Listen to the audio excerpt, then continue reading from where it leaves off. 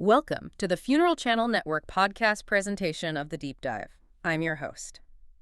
Today, we're heading into territory that usually gets completely overlooked. I mean, until the absolute last minute. It's always the last thing on the list. Right. And I want you to just imagine the scenario for a moment. You're planning an event, but it's not a wedding, it's not a birthday party, it's a funeral. The stakes are just wildly different. Completely. You're running on zero sleep, you're incredibly emotional, and you have, maybe 72 hours to make decisions that feel like they're going to define a person's entire legacy. It's honestly the most high-pressure planning environment a person can possibly be in. You have to be a project manager at the exact same time that you are actively grieving. Exactly. And, usually when we talk about funeral planning, we obsess over the visuals. I mean, just think about it. You're looking at caskets. That's a visual choice. Flowers. Flowers. Absolutely. Yeah. Visual. You're picking out the perfect photos for a slideshow. Again, visual. Even the music, the songs for the playlist, that's auditory. Right. We spend so much of our energy curating what people are going to see and what they're going to hear. But there's this huge piece of the puzzle that we completely forget about. We neglect the tactile. The sense of touch, yes. And that brings us to the source material we are diving into today, which is this fascinating and surprisingly technical guide titled Tactile Tributes, a Guide to Funeral Program Paper Stocks. It doesn't sound like the most exciting title in the world, does it? I have to be completely honest with you. When I first saw this title, I thought, okay, are we really scraping the bottom of the barrel here? We're going to talk about paper for an hour. I was so skeptical. I really thought, does anyone actually care about paperweight? And that's the most common reaction. Yeah. It's totally understandable. People think paper is it's the container. It's just the white stuff that you put the ink on. A vehicle for information. Exactly. Yeah. But the argument this guide makes, and I have to say it makes it very, very compellingly, is that the paper is a quiet influencer. It is communicating with your guests long before they read a single word of the obituary or the scripture. So that's our mission today. We're going to unpack that. We're going to look at the psychology of touch, the weirdly complicated math of paperweights, which I still need you to explain to me because I'm completely confused, and the logistical nightmare of trying to print these things yourself. It really is a journey from the emotional, almost the philosophical, all the way down to the industrial. So let's start with that emotional side. The deep dive premise here is that the funeral program isn't just a schedule. It's not a conference agenda where you just, look at it to see when lunch is and then you toss it in the bin. No. And that right there, that is the fundamental misunderstanding that most people have. If you think about a funeral program as a flyer, then you're going to make all your decisions based on efficiency and cost. Of course. You'll grab the cheapest paper, the stuff that's already in the printer. You'll print it as quickly as possible and you'll be done. Check it off the list. But the source material, it frames the program as a vessel of memory. That's a very specific and I think a very heavy phrase. Vessel of memory. I like that, but I want to push back on it just a little bit. Do people really keep these things? I mean, let's be honest. I go to a service, I take the program. Do I actually keep it? Or does it end up in the recycling bin with the junk mail a week later? Well, let me ask you a question. Do you have a drawer? A drawer. A junk drawer, a memory box, maybe a file folder somewhere in your desk. Okay, yeah. I have a drawer in my home office. It's mostly filled with old cables and dead batteries, but actually, now that you mention it, way in the back, I do have a little stack of programs. Oh, interesting. Yeah. From my grandmother's service and from a friend who passed away a few years ago. You're right. They're in there. And you didn't throw them away. Why not? It just feels wrong. It feels disrespectful. It's like if I throw this piece of paper away, I'm somehow throwing them away. It's illogical, I know, but that's the feeling. It's not illogical at all. That is precisely the psychological mechanism at play here. Because the program contains the photo of the deceased and their name and the story of their life, the physical object itself gains what the source calls emotional permanence. It stops being paper. It stops being paper and it starts being a proxy for the person. And this is the moment where the paper choice becomes absolutely critical. Because if that proxy, that object in your hand, feels flimsy, right, if it crinkles when you hold it, if it feels disposable, what message is that signaling? It signals that the memory is disposable, that it's not important. Or that the planning was hasty, an afterthought. It creates this subconscious dissonance. You're standing there in a service listening to someone say, this person's life was weighty, it was important, it was solid. But the object in your hand feels light, cheap, and temporary. The two messages are in conflict. The source used an analogy for this that I actually loved. They compared the paper to a handshake. It is the absolute perfect analogy. It really clicks once you think about it. So walk me through that because, a handshake is a pretty active thing. Paper just sits there. It feels passive. Is it passive, though? I mean, Mm-hmm. think about the actual sequence of events when you arrive at a funeral. You walk into the chapel or the funeral home. You're probably greeted by an usher or maybe a family member, Right.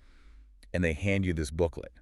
That is the very first physical interaction you have with the service itself. It's the opening gesture. Now imagine you're meeting someone for the first time.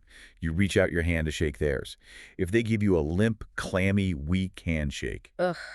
The dead fish handshake. It's the absolute worst. You immediately judge them. You can't help it. You think they're weak or disinterested or maybe nervous. exactly. You form an entire character judgment in a split second based on nothing more than pressure and texture. The guide argues that the program is the handshake of the service. So if it's that flimsy 20-pound copy paper, that standard stuff we all have, that's the limp handshake. That's the limp handshake. It sets a tone of low effort or, even worse, bureaucracy. It feels like a form you have to fill out. But if you were handed something sturdy, maybe with a bit of texture, a substantial piece of cardstock, It's the firm grip, the look-you-in-the-eye handshake. it communicates intentionality. It says, we have prepared a place for you here. We have taken care of the details. It establishes a baseline of respect and solemnity before you even sit down in the pew. That's actually fascinating. It's essentially tactile manipulation. But I want to get into the nitty-gritty of this because I feel like a lot of our listeners might be thinking, okay, I get it. I want the firm handshake. But then I walk into the office supply store and I'm just bombarded by numbers. It's a wall of jargon. It is. I see 20 pounds, I see 60 pounds, I see 100 pounds, and then next to that I see text and cover and bond. It honestly feels like they make it intentionally confusing. It is incredibly confusing. And it's because the paper industry in North America uses a system that is, frankly, archaic. It's based on hundreds of years of tradition, not on logic. So help me decode it. Let's start with the most common one, the pounds.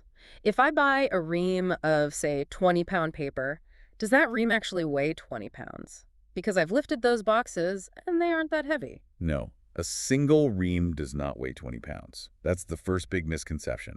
The pound rating actually refers to the weight of 500 sheets of that paper in its original uncut base size. Base size. Okay, what is that? Is that just a really big piece of paper? It's a huge piece of paper, and this is where the trap lies. This is where everyone gets completely confused. The base size is the size of the manufacturing sheet before it gets cut down into the letter size or legal size paper you actually put in your printer. Okay, that makes sense so far. But here is the kicker. The base size is different for different types of paper. You're kidding me. Why would they do that? I wish I were. It's just how the industry developed. So let's look at the two main categories you're going to see. Text weight versus cover weight. Okay. Text paper is what you think of as normal paper. Yeah. The interior pages of a book, letterhead, that kind of thing. Its base size is 25 inches by 38 inches. It's a huge sheet. 25 by 38. Got it. A giant sheet. Now, cover paper, which is what we call cardstock, the heavy stuff, has a completely different base size. Its base size is 20 inches by 26 inches. It is a much, much smaller sheet. So wait, let me see if I'm getting this right. If I have 500 sheets of the giant text paper and 500 sheets of the much smaller cover paper. And let's say, for the sake of argument, that they're both rated as 80 pounds on the box. Okay, so 500 of the giant sheets weigh 80 pounds, and 500 of the small sheets also weigh 80 pounds. Correct, which logically means what? It means the small sheets have to be way, way denser. They have to be much thicker to achieve that same weight in a smaller area. Ooh, that is the light bulb moment. Yes. Because the cover paper is smaller but weighs the same, each individual sheet has to be thicker and heavier. Exactly. This is precisely why 80-pound text paper feels like a nice, high-quality piece of stationery, but 80-pound cover paper feels like a business card or a postcard. They have the same number on the box, but they are completely different physical objects. That is wildly unhelpful for the average person trying to make a choice. It's terribly unhelpful. That's why you can't just shop by the number. You have to look at the category first. Is it text or is it cover? That's the most important distinction. Okay, so applying this newfound knowledge to our funeral program, we have these two heavyweights. Text is the flexible stuff for the inside, cover is the rigid stuff for the outside. The source suggests we shouldn't just pick one. Right. And this depends on the format. If you're doing a simple folded card, just one fold down the middle, making 4 panels, you'll want to use cover stock for the whole thing. You want that rigidity so it can stand up on a table, for example. But what if you're doing a booklet, like, say, an 8-page or 12-page program with hymns, readings, maybe a longer obituary? You absolutely cannot print the whole thing on cover stock. Why not? I mean, wouldn't that be super durable? The ultimate firm handshake. It would be bulletproof, but it would be a complete disaster to actually use. Have you ever tried to fold 4 layers of thick cardboard together and staple them? It was crunchy, and it doesn't really fold. It just sort of breaks. It's crunchy, the fibers crack along the spine, and most importantly, it won't close. It stays open like a V shape. It has this tension. The clam effect, it just springs open. The dreaded clam effect. We'll Yeah. talk about that more when we get to logistics. But this is why the pro move that the guide suggests is the balanced approach. You use a heavy cover stock for the outer shell that gives you the firm handshake, and then you use a lighter text weight for all of the interior pages. Ah, that makes perfect sense. It makes it feel like a real book or a high-end magazine. Exactly. It creates a tactile hierarchy. The outside feels protective and strong. The inside is softer, more approachable, and easier to turn. It's intuitive design. Okay, so with that framework in mind, let's climb the ladder of paper quality. The source breaks this down almost like video game levels. And level 1 is the absolute bottom of the barrel, standard copy paper, 20-pound bond. The 20-pound bond, the paper that runs the world. It really does. It's in every printer, every school, every office. It's cheap. It's easy to find. So why does the source hate it so much for funerals? Is it just snobbery? It's really not snobbery. It's about physics and aesthetics. There are 2 huge problems with 20-pound paper for this specific use case. The first, and maybe the most obvious, is show-through, Show through? or opacity. 20-pound paper is thin. It's not very dense. So if you print a nice, dark, black and white photo of your uncle on the front page, Right. and then you print the order of service on the back of that exact same sheet, You see the ghost of your uncle through the text. you see the ghost. It muddies the design. It makes the text much harder to read because your eye is constantly being distracted by the image bleeding through from the other side. It just looks messy. And it looks cheap. It screams, I did this in a hurry. And that's the second point. It lacks what designers call drape, or hand. It has no stiffness. If you hold a sheet of 20-pound paper by one corner, what happens to it? It just flops over. It curls under its own weight. It surrenders to gravity immediately. That flop, that is the tactile signal of impermanence.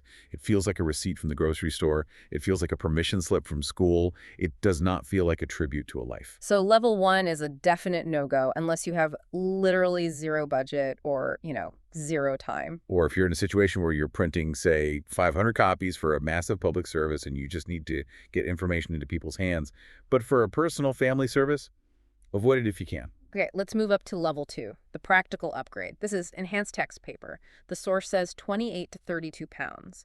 Now, is this just slightly thicker copy paper, or is there more to it? It is slightly thicker, but that slight difference changes absolutely everything. It's not just about more fiber. It's usually treated to be smoother. The fibers are pressed tighter together. So what does that do for the printing? Well, first of all, the ink sits on top of the paper. Yeah. Much better, rather than soaking into it like a sponge, which is what happens with cheap copy paper. Which means the colors are brighter, the blacks are blacker. Much brighter, much sharper. The blacks are deeper. And crucially, it's significantly more opaque. You get that distracting ghosting effect when you print on both sides. This feels like the secret weapon for the person who has to do this at home, the DIYer. It absolutely is. If you are printing at home, and we will definitely get to the perils of that later 28-pound or 32-pound paper, is usually the maximum thickness your standard home inkjet or laser printer can handle reliably without jamming. So it's the sweet spot. It's the sweet spot. It feels significantly better than copy paper. It feels intentional and refined, but it won't break your printer or your bank account. It's the perfect choice for interior pages. Okay, level 3, the big dogs. We're moving into cardstock territory. 80 pounds and a 100-pound cover. This is the stuff that, it makes a snapping sound when you flick it. This is the structure. This is what you use when you want the program to be and to feel like a permanent keepsake. So let's talk about the difference. Is there a real, tangible difference between 80-pound and a 100-pound cover? Or are we just splitting hairs at that point? No, there is a very perceptible difference. 80-pound cover feels like a standard greeting card you'd buy at the store. It's sturdy, it's respectable. Right. A 100-pound cover feels, well, it feels luxurious. It's noticeably stiffer. It's approaching the thickness of a high-end invitation or even a cereal box, but obviously much smoother and higher quality. When you hand someone a program made with a 100-pound cover, they instinctively hold it with two hands. It just commands respect. But, and this is a huge but, there is a massive warning label on this section of the source material. A technical warning, yeah. It basically says you cannot just shove a 100-pound cardstock into your $80 inkjet printer that you bought in 2015 and expect it to work. Please, please do not do that. You will break the printer, and you will absolutely break your own heart in the process. Why? What is actually happening inside the machine that causes it to fail? Think about the path the paper has to take. In most home printers, the paper sits in a tray at the very bottom. The rollers have to grab a single sheet, pull it up, and then bend it almost 180 degrees around a drum to get the ink on it before spitting it out the front. That tight U-turn. That U-turn is the killer. It requires flexibility. 20-pound paper can make that turn all day long. 100-pound cardstock, it's like trying to bend a thin piece of plywood. It simply refuses to make the turn. And then you hear that horrible noise, that grrr chunk, and then ee. That is the sound of failure. The rollers spin against the paper, sometimes stripping the coating off, or it gets halfway through the turn and just jams completely. And now you have a thick piece of cardstock wedged in the bowels of your printer at 2 in the morning the night before the funeral. That is a legitimate nightmare scenario. I can feel the cortisol rising in my body just talking about it. It happens all the time. The source material is very, very clear on this point. If you want to use heavy cardstock, which you absolutely should for the cover, you really need to outsource it to a professional. And the source mentions a specific vendor, the funeral program site, as an example here. What do they do differently? Do they just have bigger, better printers? They do. They have industrial digital presses. And the key difference in these machines is that they don't force the paper to do that U-turn. They usually have a straight paper path. Oh, so the paper just goes straight through. Exactly. It goes in one end, travels flat, gets the ink or toner blasted onto it, and then comes out the other end without ever having to bend significantly. The machine is built around the paper's limitations, not the other way around. And they have the other equipment, too. We haven't even talked about folding yet. Oh, folding, yes. I just assumed, well, I have hands. I can fold a piece of paper. But apparently, with heavy cardstock, I'm wrong. You're very wrong. If you take a piece of 100-pound cardstock that has a full-color photo printed on it, and you just fold it by hand, you press it down on a table with your thumb, you're going to get a really ugly result. The cracked spine, I've seen that. That's it. The fibers of the paper and the layer of ink on top literally snap under the tension of the fold. You get this ragged, white, jagged line right down the middle of the beautiful image on the cover. It looks like the paper is broken. It ruins the whole aesthetic. It instantly makes it look damaged and unprofessional. Professional printers use a process called scoring. Before folding, a machine runs a little wheel or a blade along the fold line, not to cut it, but to compress the fibers and create a perfect channel. A little valley for it to fold into. Exactly. So when it does fold, it's clean, it's crisp, there's no cracking. It's one of those invisible details that makes all the difference. You don't notice it when it's done right, but you spot it instantly when it's done wrong. That is the very definition of good design. Let's shift gears a little bit and talk about the look and feel, the texture. Because weight is one thing, it's a huge thing, but the actual surface of the paper matters too. The source spends a lot of time on something called linen paper. The traditionalist's choice. It feels very old school to me, very formal. It is. Linen paper has a physical texture embossed into it that's designed to mimic woven fabric. It has this subtle crosshatch pattern. If you run your finger over it, it feels a bit like a fine tablecloth or a linen suit. So what does that texture signal to the guest who's holding it? It signals formality. It signals tradition. Yeah. It's the paper equivalent of wearing a tie to a function. It's culturally associated with, legal documents, high-end stationery, church bulletins. It has a certain gravity to it. But there's a trap with linen paper, too, isn't there? Yeah. Especially when it comes to printing photos. A huge trap. You have to think about that surface. It's not smooth. It has tiny little peaks and valleys all over it. It's intentionally bumpy. Right. Now, if you try to print a high-resolution, detailed photo of a face on that bumpy surface, the ink settles into the valleys, but might miss the very tops of the peaks, or it bleeds slightly as it follows the texture. So the image gets fuzzy. It loses its sharpness. It softens. That's the best word for it. It loses fine definition.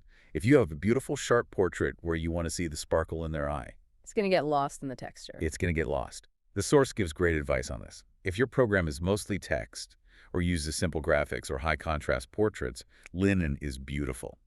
If your program is very photo-heavy and relies on small, detailed images, you should probably avoid it. That is a fantastic rule of thumb. Now, on the other end of the spectrum, let's talk about the finish that people seem to either love or hate. Glossy. The magazine look. Yeah. You'd think people would want that high-definition pop for their photos. Why is glossy considered the outlier for funerals? Because glossy is high energy. It's flashy. It reflects a lot of light. It makes colors vibrate. It screams commercial. It feels like a real estate flyer or a takeout menu. Exactly, or a sales brochure for a car. It feels transactional. But there's a very practical reason to avoid it too, and that's the lighting. The lighting. Think about where funerals typically happen. Churches, chapels, funeral homes. What kind of lighting do they usually have? It's usually not great. Often it's direct overhead spotlights or sometimes harsh fluorescent lights if it's an older building. Exactly. Directional overhead light. Now, if you're sitting in a pew holding a glossy piece of paper, that light hits the surface and bounces straight into your eyes, you get glare. Oh, right. You see that big white hot spot blocking the text or the photo. Right. And then you watch people in the pews, they're all tilting the program back and forth, trying to find an angle to dodge the glare so they can read the lyrics to Amazing Grace. It's incredibly distracting. So matte finish is the hero of this story. Matte is the respectful, understated choice. It absorbs light. It doesn't fight back. It feels velvety and soft to the touch. The source describes it as creating a reflective tone, and it means reflective emotionally, not optically. I love that distinction. It's quiet. Glossy is loud. Matte is quiet. And funerals, generally speaking, should be quiet. Okay, moving on to section 5, which is all about personalization. This is where we get away from the strict rules and we get into the personality of the person being honored. The source talks about eco-conscious choices, which feels very 2024. It is. The funeral industry as a whole is slowly turning green. You see it with green burials, biodegradable urns. The paper choice is a part of that larger trend. So what makes a paper eco-conscious? Is it just that it's made from recycled materials? That's the main component, yes. Recycled fibers. But that also changes its appearance. It's rarely a bright clinical white. It's usually off-white cream where it has these little visible flecks in it from the recycled content. The granola look, some people might call it. In the best possible way, yes. It adds a warmth and an earthiness to it. If the person you're honoring was a gardener or a hiker or just someone who loved nature, a bright, bleached white, chemically treated paper feels wrong. It feels sterile. It feels disconnected from who they were. Exactly. Whereas using a natural speckled, recycled paper connects the tactile experience directly to their values. It becomes another layer of the storytelling. She loved the earth, so this paper we've chosen looks and feels like the earth. Precisely. It's a very subtle thing, but people notice it. They pick up on that consistency of message. What about using colored papers? The source mentions things like deep navy, charcoal, or even parchment for a more historical feel. I've seen some really cool modern programs that are fully colored. This is a really interesting trend. It's a move away from the traditional death aesthetic, which is, black and white, toward a life aesthetic. A celebration of life. Yes. And a program with a deep navy cover and maybe silver foil text. That can look incredibly masculine, strong, and modern. It looks like a high-end gala invitation, not a funeral program. But the readability challenge there must be insane. You can't just print black text on navy paper. You absolutely cannot. And this is a key point. Your home printer does not have white ink. An inkjet printer works on the assumption that the paper is white. It doesn't print the color white. It just leaves that space empty. So if you leave a space empty on navy paper, you get navy, you can't read a thing. So if you want to use those deep, rich colors, you're almost forced into professional printing, where they can use metallic foils or screen printing. Or you have to do a complicated layered design yourself, like gluing a printed white sheet inside a folded navy cover. which sounds like a lot of gluing at a time when you don't have a lot of time. A lot of glue sticks, a lot of frustration. Again, it all comes back to the logistics. Speaking of logistics, let's revisit that folding issue, because the source had a specific warning about booklets that I think probably saved me from a future disaster, the lie flat problem. Ah, yes. The physics of the page turn. It's a real thing. Explain this to me. Okay, so if you decide to make a booklet, let's say 12 pages, stapled in the middle, and you use a thick, heavy paper for the inside pages, you have essentially created a spring. A spring. Yes. The paper's natural state is to be flat. You have forced it to fold. Because it's thick and stiff, it has stored potential energy in that fold. It wants to go back to being flat. So when you put the booklet down on the pew next to you, Pop, it springs open. like a clam. Exactly like a clam. It will not stay closed. And that is just annoying. It's incredibly annoying. It slides off your lap. It feels clumsy and poorly made. A good booklet should yield to the user. It should drape. It should lie flat when you put it down. So the solution is that balanced approach we talked about earlier. It is. A heavy cover stock to give it structure and hold it down, combined with lighter interior pages that surrender to the fold easily. That combination allows the book to lie flat and behave itself. I feel like we've just given a masterclass in paper engineering, which I was not expecting, but we have to talk about the elephant in the room, the cost. It always comes down to the budget, doesn't it? It does. Funerals are notoriously expensive. The casket can be thousands of dollars. The service itself is expensive. And now we're on here telling people to buy premium 100-pound cover stock with a linen finish. Is this just an unnecessary upsell? It can really feel like one, but the source frames it in a way that I think is really helpful. It's not about luxury. It's about appropriateness. What's the difference between those two things? Luxury is adding gold leaf and embossing just to show off wealth. Appropriateness is choosing a material that fits the gravity and the importance of the occasion. And the source argues you can achieve that appropriateness strategically. You don't need to print 20 pages of full-color photos on the most expensive paper. You spend the money where it has the most impact. You spend it on the cover. That is the handshake. That is the protective shell. Make that a nice 80-pound or 100-pound stock. Then, for the inside pages, print them in simple black and white on a good quality 28-pound text paper. That is very, very affordable. So you get that high-impact feel on the outside, where it matters most, but you keep the overall budget reasonable by being simpler on the inside. Exactly. It's a design hack. Yep. It's about achieving high perceived value without a high cost. I want to spend just a few more minutes on the printer nightmare, though, because I feel like we might have glossed over the sheer emotional toll of the DIY route. The source touches on it, but I really want to inhabit that moment. It's the 2 a.m. moment. It is. It's the night before the service. You are physically and emotionally exhausted. You've been crying on and off for 3 days, and you decide, you know what? I'll just print these at home to save $50. Mistake number 1. You bought the fancy paper we recommended, you put it in the tray, you hit print, and nothing happens. Or even worse, it prints one copy perfectly, giving you false hope. And then on the second copy, it grabs 2 sheets at once. The dreaded double feed. Yeah. And now all your page numbers are misaligned for the rest of the print run. Or the ink starts to run low. Yeah. And do you have a spare cartridge of cyan in the house? No, you do not. Nobody ever has a spare cyan cartridge. It's a law of the universe. So now it's 2:30 in the morning and you're at the 24-hour drugstore staring at a wall of ink cartridges, hoping they have your specific model. The stress level is just astronomical. And this is why the expert advice in the source, and from professionals everywhere, is almost always, do not do this yourself. Not because you can't physically, but because you shouldn't have to. You have enough to carry at that moment. That's a really profound way to put it. You shouldn't have to. Delegating the paper is a form of self-care in that moment. Hand the file to a professional. Let them deal with the paper jams, the low ink, the cutting, the scoring, the folding. You should just have to pick up the finished box. And when you do pick up that box, let's bring this whole conversation full circle. Back to the beginning, the psychological impact. You open that box from the professional printer. You pick up that first perfectly finished program. It's a very powerful moment of realization. It makes it real. It makes it real. And if the weight is right and the texture is right and the folds are crisp, it feels finalized. It feels like a finished chapter. It feels like you've done right by them. The source has a term for this, the grief sensor. Yes. I love that term. It's the idea that when we are grieving, all of our senses are turned up to 11. Everything is louder, everything is brighter, everything is sharper. We are hypersensitive. Yeah. A scratchy wool sweater that you wouldn't normally notice feels unbearable. A cold draft feels like it's cutting right through you. And a flimsy, poorly printed piece of paper feels like a genuine insult. Because all of our emotional defenses are down. Precisely. We are raw. So offering a guest, and more importantly, offering yourself something that feels smooth and solid and substantial, it's a small mercy.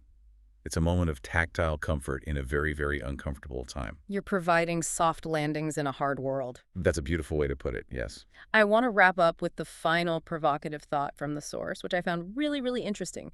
We live in a digital world. We have online memorial walls. We have Facebook tributes that get hundreds of comments. We have digital guest books. Why in 2026 are we still killing trees to make these physical booklets? It's the great paradox of the digital age, isn't it? The more our lives become digital and ephemeral, the more we crave the physical and the permanent. You really think so? I do. A Facebook post scrolls away. It disappears into the algorithm's feed. You can't hold it. You can't put it in your pocket. You can't tuck it inside a book. You can't find it in a drawer 10 years from now. The screen is cold. The screen is cold, and the screen turns off. The paper remains. The source makes this closing argument that, as human beings, we need proof of the memory.